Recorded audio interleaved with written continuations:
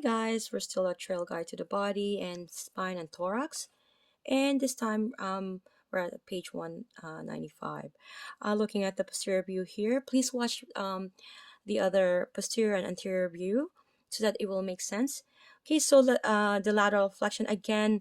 I've mentioned this that the QL or the quadratus lumborum, usually people would do a lateral flexion.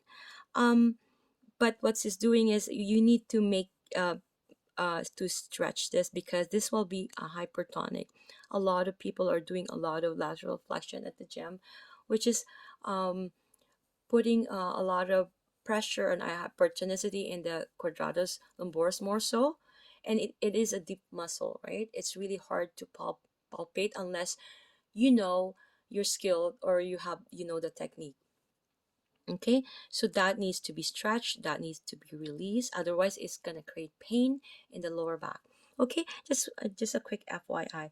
So the lateral, when we're doing lateral flexion, again it's unilaterally. Again, unilaterally is only one side. If because we bilaterally will be left and right, or if we're doing flexion, we're doing bilaterally, right? So this one is unilaterally to the same side. If it's an opposite side, will be a contralateral.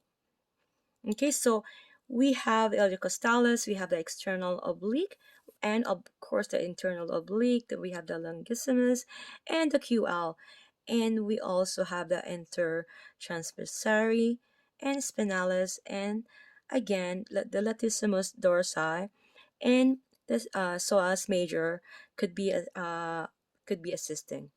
And keep in mind the latissimus, the LD, and the PM, the psoas major. The major, actually, I shouldn't be called because there's minor. These two, major is actually the latissimus dorsi's helper, right? So these could assist. So these two are similar in action, the psoas major and latissimus dorsi. Okay, and so anybody who is a swimmer, their latissimus dorsi are very hypertonic, and it needs to be relaxed, either stretch through a proper massage therapy. Looking at the posterior view here in the lateral view, you can see here, right, how it's doing that lateral flexion. Okay, now we're proceeding to the ribs and thorax. So here, look at the image here. We have the anterior views. So to elevate or doing an expansion involved with inhalation, this is an antagonist on depression, right? So when you inhale, you exhale, right? So all these muscles are working together, okay, with the diaphragm. The diaphragm should be right back. Okay, so anterior scalene, bilaterally, and I'm going to mention all the bilateral, okay? Posterior scalene, sternocleidomastoid or SCM, and external intercostal will assist. And we also have the serratus posterior, superior. It's not reflected there. Pectoralis major, all fibers may assist if arm is fixed. Okay, so keep in mind pectoralis minor also if it's fixed, and also the serratus anterior. If again is if the scapula is fixed. This one is, sorry, is the arm is fixed. This one is when the scapula is fixed. These two, they're not reflected in the image. And also the subclavius, the first rib. Okay, the subclavius is the muscle, that little muscle under the your clavicle or your collarbone.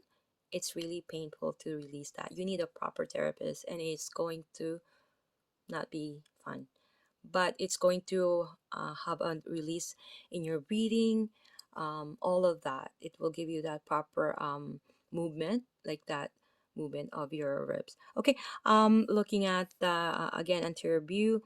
This time, the antagonist on elevation is a depression or a collapse. It involved with exhalation. Okay, so when the ribs comes expanding, it's inhalation, and it deflates, it's exhalation. Okay, so muscle involved in internal intercostals will assist, and a serratus posterior inferior, which is not um, featured, or it's not outlined here. It's outlined, actually, it's cut, Okay, see you guys in the next video, and I love you guys.